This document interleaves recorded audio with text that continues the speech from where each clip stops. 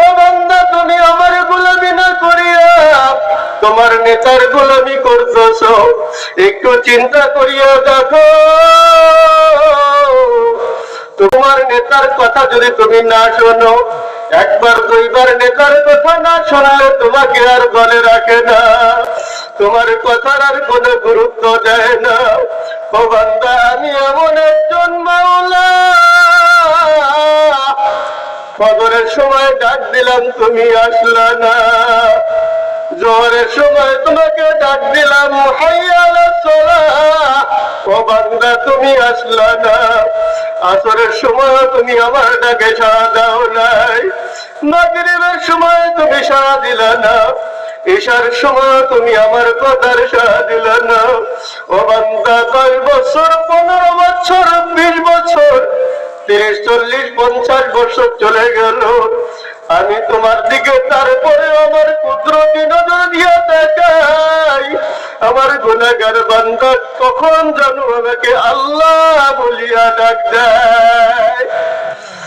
আল্লাহ তাআলা কোরআনের মধ্যে বলেন, ইয়া ইবাদিয়াল্লাযীনা আসরাফু আলা আনফুসিহিম লা তাকনাতু মির রাহমাতিল্লাহ। আল্লাহ তাআলা এখানে এমন একটা শব্দ আনলেন, ইয়া ইবাদিয়াল্লাযীনা আসরাফু, ইয়া ইবাদ। ইবাদ শব্দের অর্থ হলো হে আমার বান্দা সকল, ও আমার গোলাম, তুমি যদি তোমার নফসের উপর জুলুম করে থাকো, লা তাকনাতু মির রাহমাতিল্লাহ, তুমি আমার রহমতের থেকে নৈরাশ হয়ো না। আল্লাহ তাআলা এখানে বলেন না ইয়া আইয়ুহাল্লাযীনা আমানু ফিল বাংলাদেশ, ইয়া আইয়ুহাল্লাযীনা আমানু ফিল পাকিস্তান, ইয়া আইয়ুহাল্লাযীনা আমানু ফিস সৌদি আরব। আল্লাহ তাআলা যদি কোন দেশের দিকে কেন্দ্র করে কোন দেশকে নিসবত করে বলতেন, তাহলে ওই দেশের জন্য আল্লাহ তাআলা ক্ষমাশীল হইতেন। আল্লাহ তাআলা যদি বাংলাদেশের কথা বলতেন, তাহলে বাংলাদেশের মানুষের গুনাহ মাফ করতেন। আল্লাহ যদি পাকিস্তানের কথা বলতেন, তাহলে পাকিস্তানের লোকদের গুনাহ মাফ করতেন। আল্লাহ যদি সৌদি আরবের কথা বলতেন, তাহলে সৌদি আরবের লোকদের গুনাহ মাফ করতেন। আল্লাহ তাআলা ইমানদার বলেন নাই, আল্লাহ তাআলা বলেন ইয়া ইবাদিয়াল্লাযীনা আসরাফু, হে আমার বান্দারা, তোমরা যদি মুসলমান হও, নফসের উপর জুলুম করে থাকো, আমার কাছে মাফ চাও, আমি মাফ করিয়া দেব। ও বান্দা, তুমি যদি মুসলমান না হও, ও বান্দা তুমি যদি হিন্দু হও, তুমি যদি মূর্তি পূজারী হও, ও বান্দা তুমি যদি বৌদ্ধ ধর্মের হও, ও বান্দা তুমি যদি খ্রিস্টান ধর্মের হও, ও বান্দা তুমি যদি ইহুদি হও, তুমি আমার কাছে ক্ষমা চাও, আমি তোমার সমস্ত গুনাহ মাফ করিয়া দেব। সুবহানাল্লাহ, আমার আল্লাহ কেমন আল্লাহ আমার, সুবহানাল্লাহ। আল্লাহ বলেন তুমি হিন্দু হইলেও সমস্যা নাই, তুমি বৌদ্ধ হইলেও সমস্যা নাই, তুমি যদি খ্রিস্টান হও সমস্যা নাই, তুমি যদি ইহুদি হও সমস্যা নাই। একবার বলি আমার পরিচয় যদি তুমি পাও, ও বান্দা তুমি যদি একবার বলিয়া আল্লাহ বলে ডাক দাও, আমি তোমার পেছনের সমস্ত গুনাহগুলো মাফ করিয়া দিব। সুবহানাল্লাহ। হযরত মুসা আলাইহিস সালামের জামানায় কারুন ছিল, নাম শুনছেন নাকি? কারুন অনেক ধন সম্পদের মালিক ছিল, অনেক ধন সম্পদ ছিল। মুসা আলাইহিস সালাম বললেন, ও কারুন, তুমি তোমার মালের যাকাত দাও। আর কারুন, আপনারা ইতিহাস শুনছেন, লম্বা করে বলবো না, সময় কম। কারুন চিন্তা করলো মুসা আলাইহিস সালামের সাথে আমি কথাই পারবো না, একটা পদ্ধতি অবলম্বন করতে হবে, এমন একটা পদ্ধতি অবলম্বন করব যেই পদ্ধতি অবলম্বন করলে মুসা আলাইহিস সালামকে দমানো যাবে, তাকে দাবায় রাখা যাবে। একজন মহিলা ভাড়া করলো, একজন মহিলাকে বলল তুমি এইরকম এরকম মুসার ব্যাপারে বলবা, সে যখন বয়ান করতে বসে তখন তুমি তার ব্যাপারে এরকম এরকম বলবা। হযরত মুসা আলাইহিস সালাম যখন বয়ান করতেছিলেন, তখন ওই মহিলা সে মনে করলো কারণ যেহেতু আমাকে টাকা দিয়েছে, ওই কারণের কথা মতো কথাটা বলার দরকার। সে যখন দাঁড়াইল মুসা আলাইহিস সালামের বদনাম করার জন্য, আল্লাহ তাআলা কুদরতি ভাবে তার জবানটা বন্ধ করে দিলেন। সুবহানাল্লাহ। قادر قدرت داری برکمال انت ربی انت حسبی جل جلال تو ہی قادر جلیل اللہ جہادار بہر حال تو ہی میرا نگہدار।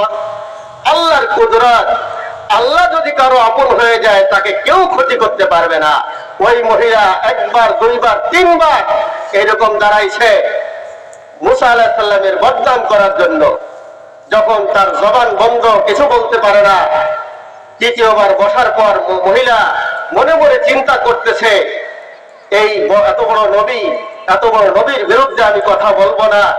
আল্লাহ তুমি আমাকে তৌফিক দিয়ে দাও, আল্লাহ তুমি আমাকে ক্ষমতা দাও, কথা বলার সুযোগ করে দাও, আমি মুসা আলাইহিস সালামকে সমস্ত সত্যি কথাটা বলে দেবো। বলেন সুবহানাল্লাহ।